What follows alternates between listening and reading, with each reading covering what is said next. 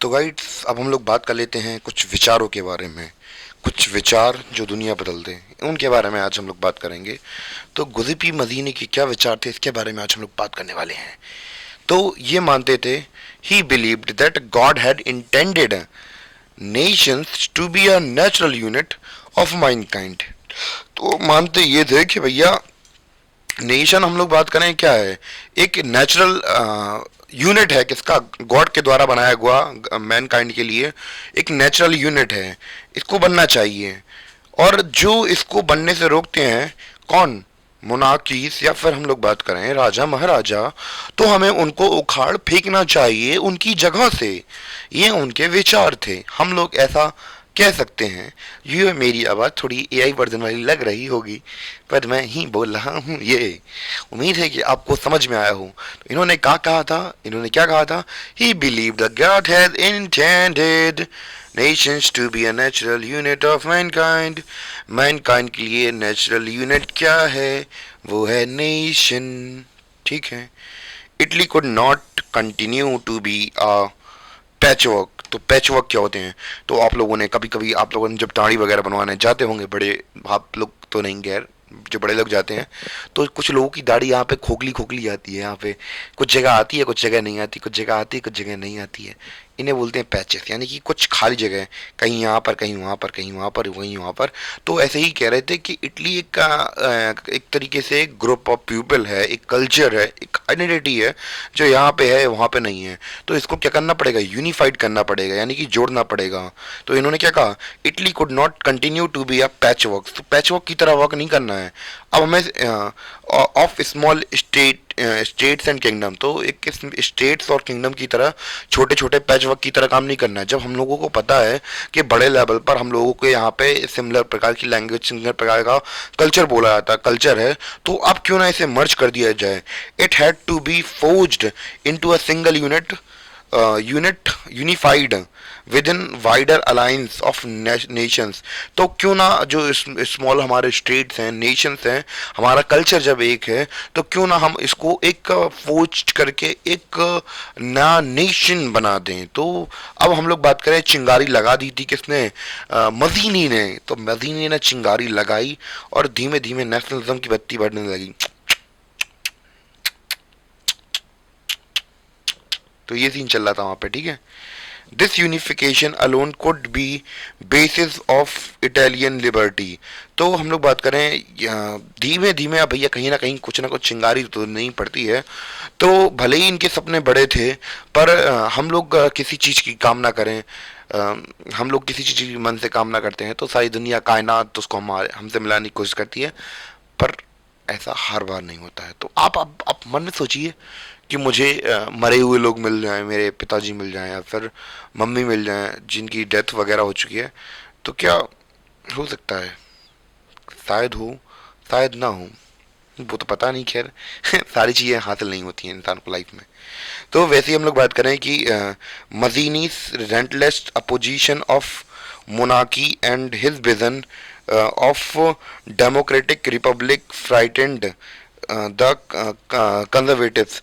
तो एक तरीके से जो कंजर्वेटिव्स थे, उनके सपनों में मदीनी आते थे और उनके पीछे वाले तशरीफ में बहुत जोर से डंडा मारते थे। कहाँ पे? सपने में। और उनको डराते थे। और क्यों डराते थे?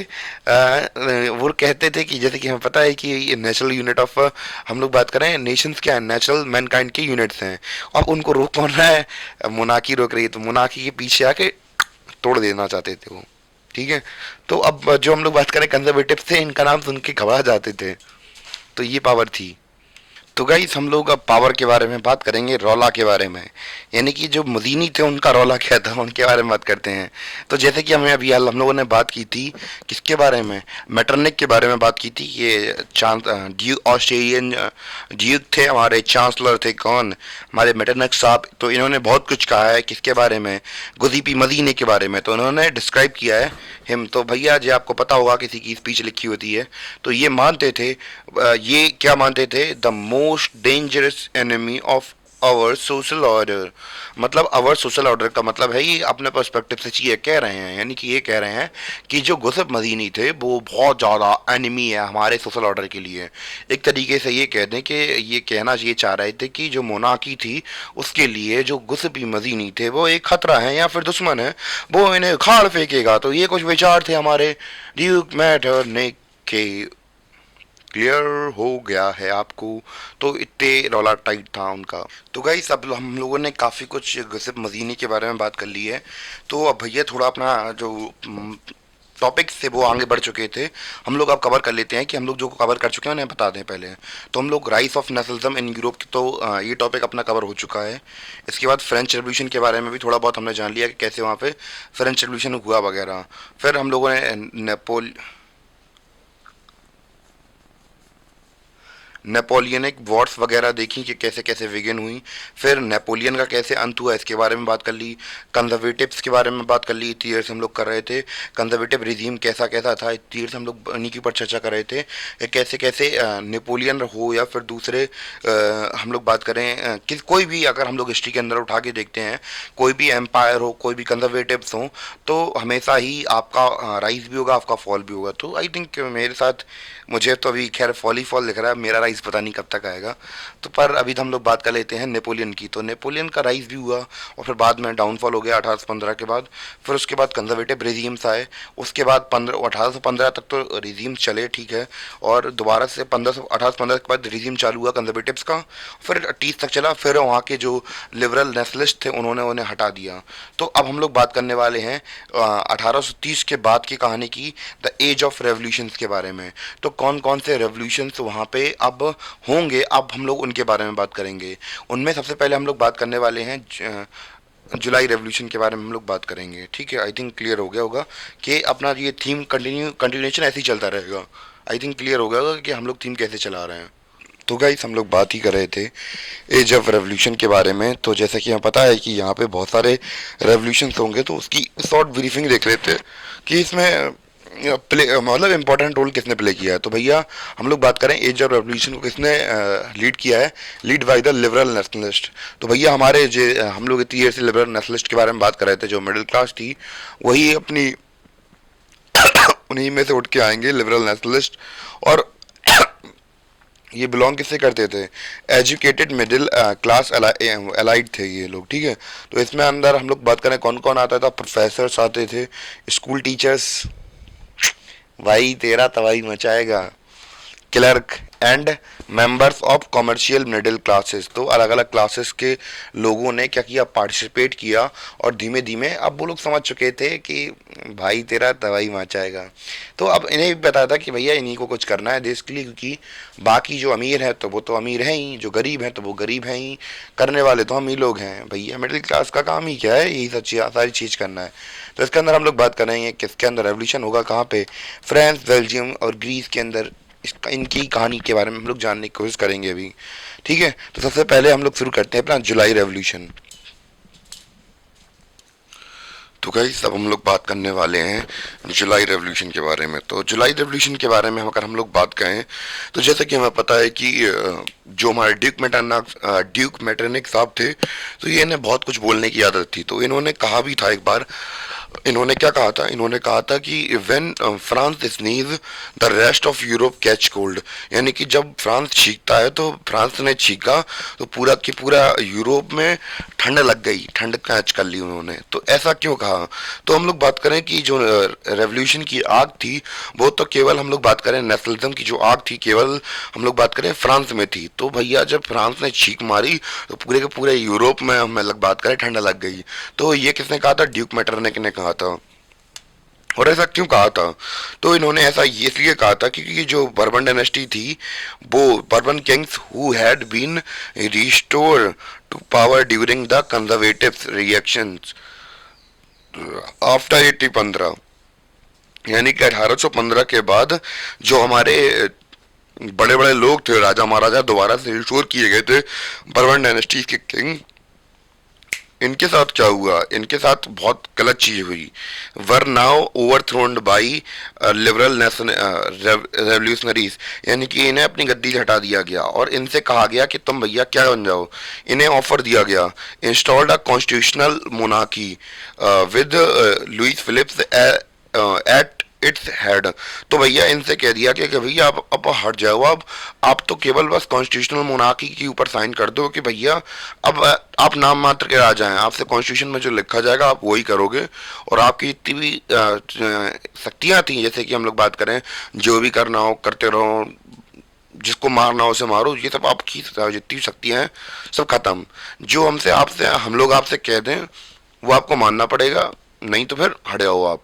तो इन्होंने कहा भैया अब खिसियानी बिल्ली खम्मा नोचे, अब जा रहा है तो भैया अब कुछ है भी नहीं, अब कुछ कह भी नहीं सकते हैं, कुछ बचा भी नहीं है हमारे पास।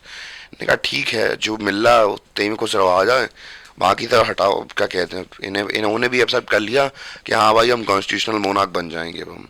तो गाइस ऐसे ही करते करते हम लोग बात करें स्पार्क हुई क्या अपराइजिंग, यानी कि यहाँ भी क्रांति खड़ी हुई। और ब्रुसेल्स जो था वो हम लोग बात करें बेल्जियम से हम लोग बात करें क्या हुआ, टूट गया।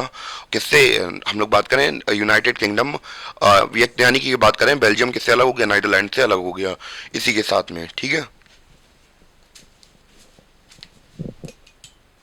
तो गाइस अब हम लोग बात कर लेते हैं अपने अगले रेवोल्यूशन के बारे में, जो है हमारा क्या, ग्रीक वॉर ऑफ इंडिपेंडेंस। इसको समझते हैं क्या था, ग्रीक के अंदर क्या हुआ और कैसे कैसे चीज़ें वहाँ पे ट्रांसफॉर्म हुई, उनके बारे में आज हम लोग बात करेंगे। तो ग्रीक के बारे में बात करते हैं। तो the an event that mobilised nationalist feeling among educated elite across Europe.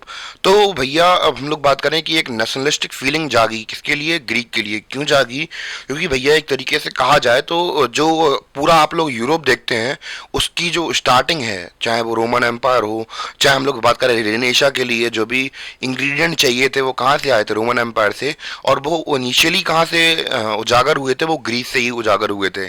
तो एक तरीके से एक मदरलैंड या फादरलैंड आप लोग समझ सकते हैं पूरे यूरोप के लिए, या फिर पूरे यूरोप की जननी समझ सकते हैं किसको, ग्रीक को।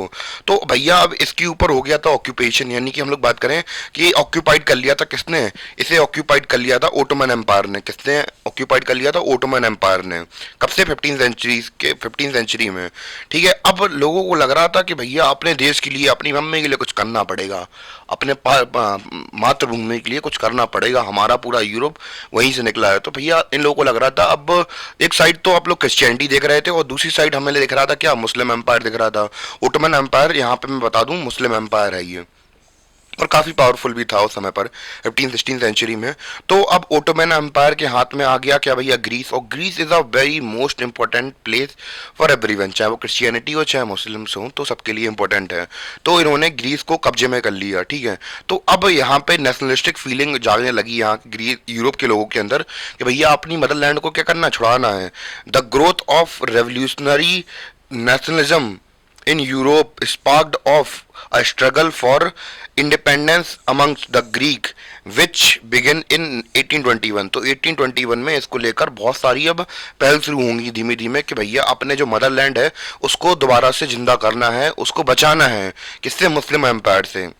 Nationalists in Greece got support from other Greek living in exile and also from many West Europeans who had sympathized from ancient Greek culture। तो जो ancient Greek culture था उस वही जननी थी इसकी, आज की हम लोग बात करें यूरोप की। तो भैया अब उन्होंने कहा कि भैया जो लोग बाहर भी चले गए थे, जिन्हें देश निकाला दे दिया गया था, या फिर जो दूसरे यूरोपियन थे, सब ने सपोर्ट किया, सब ने सिंपैथाइज किया कि ये हमारी मातृभूमि है, हमें इसके लिए बलिदान देने पड़ेंगे, और इसके लिए हमें जो भी करना पड़े हम हर वो चीज करेंगे जो हम अपने देश के लिए कर सकते थे। वही हमारा ग्रीस हमारा देश है, तो हम उसके लिए जो चाहें वो करेंगे, जितना हो सके उतना हम लोग अपने देश के लिए करने की कोशिश करेंगे। तो गाइस हम लोग बात कर रहे थे, थोड़ा बहुत और पॉइंट बचे हैं ग्रीक सिविलाइजेशन के बारे में, कि जो पोएट और आर्टिस्ट थे उन्होंने क्या कहा कि जो भैया ग्रीस है वो क्या है, कार्डेल है यूरोपियन सिविलाइजेशन का, यानी कि एक तरीके से मदरलैंड कह सकते हैं आप लोग, ठीक है। एंड मोबलाइज पब्लिक ओपिनियन, तो पब्लिक ओपिनियन को चेंज करने के लिए, जैसे कि हमने बात की थी पहले कि नेशनलिज्म के इंजेक्शन कैसे डाले जाते हैं, तो वो तरीका क्या होता है, वो तरीका होता है पोएट और आर्टिस्ट ही वो चीज़ें कर पाते हैं, पिक्चर्स बनाते हैं, कविताएं लिखते हैं, गाने लिखते हैं, तो वही तरीका होता है। तो वहाँ पे भी पब्लिक ओपिनियन को सपोर्ट करने के लिए, मतलब कि ग्रीस की आज़ादी करने के लिए, किससे, मुस्लिम एम्पायर से, वो लोग बहुत ज़्यादा ऐसे पोएम्स लिखेंगे, आर्टिस्ट सिंगर्स जो होंगे वो गाने लिखेंगे कि जो ग्रीस है वो क्या है, कार्डेल है यूरोपियन सिविलाइजेशन का, तो इसको बचाना हमारी जिम्मेदारी बनती है। तो ऐसा फिर हम लोग बात करें, ट्रीटी ऑफ कॉन्स्टेंटिनोपल होती है कब, 1832 में, और जिसमें ग्रीस को एज अ इंडिपेंडेंट नेशन घोषित कर दिया जाता है। और इसे फिर 1832 के बाद हम लोग बात करें कि आज़ादी मिल गई थी किससे, ओटोमन एम्पायर से। ठीक है, इतना क्लियर हुआ। फिर से हम लोग थोड़ा रिवाइज कर लेते हैं कि पोएट और आर्टिस्ट ने यहाँ पे ग्रीस को कार्डेल ऑफ यूरोपियन सिविलाइजेशन कहा, और इस वजह से हम लोग बात करें पब्लिक ओपिनियन बनाने के लिए, और जो दूसरी यूरोपियन कंट्रीज थी उन्होंने सपोर्ट किया, और बाद में 1832 में ग्रीस को ऐसा नेशन, इंडिपेंडेंट नेशन एक स्टेटस मिल गया, और ओटोमन एम्पायर से इसे छुड़ा लिया गया। क्लियर। तो गाइस एक व्यक्ति के बारे में दिया गया है Greek war of independence related, तो इनके बारे में भी और देख लेते हैं। तो फिर ये व्यक्ति जो थे वो इंग्लैंड से थे, और इनका नाम क्या था, लॉर्ड बेरन।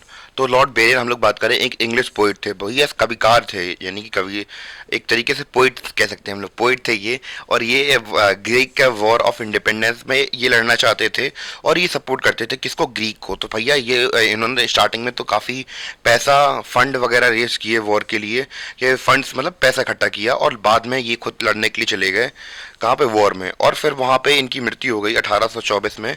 किसमें इनकी मृत्यु हो गई, 1824 में, बुखार के कारण। ठीक है, हो गई तो हो गई, अब क्या कहते हैं। तो एक दो आदमी दे दिए जाते हैं, हम लोग बात करें कि जस्टिफाई करने के लिए किसी वॉर को, तो फिर उनका नाम आ गया था। ठीक है, क्लियर। तो इन्हें क्या मिल गया, इन्हें मुक्ति मिल गई, मतलब मौत आ गई इनकी फीवर से।